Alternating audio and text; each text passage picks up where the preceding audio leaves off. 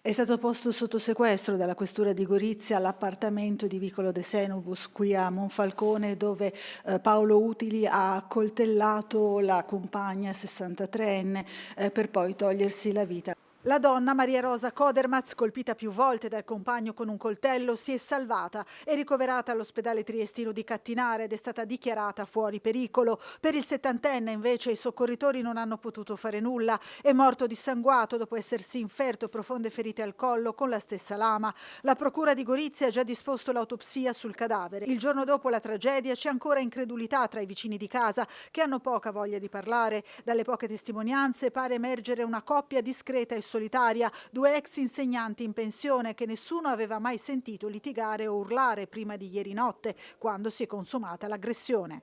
Neanche non li conoscevo. Qua in questa casa ognuno per sé. Una cosa strana perché non avevamo mai su una casa molto tranquilla. Non ti senti baruffe, cose.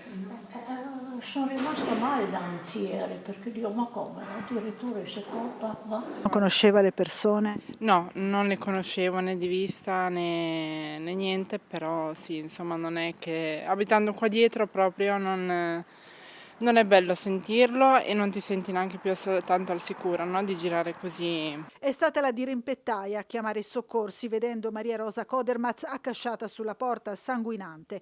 Poco dopo Paolo Utili ha rivolto l'arma contro di sé ferendosi alla gola. Anche lui è stato portato d'urgenza a Cattinara ma è morto poco dopo in ospedale. Gli agenti della Polizia di Stato, del commissariato locale intervenuti sul posto attendono ora di poter sentire la versione della donna sopravvissuta per far luce sulla dinamica e i motivi alla base del gesto. Una tragedia che ha colpito tutta la comunità. Sono letteralmente sconvolto per quello che è accaduto, anche perché a quanto pare queste erano persone tranquillissime, due ex insegnanti, non avevano mai dato in precedenza situazioni situazioni di criticità anche nel rapporto tra di loro, per cui è stato un fulmine a ciel sereno.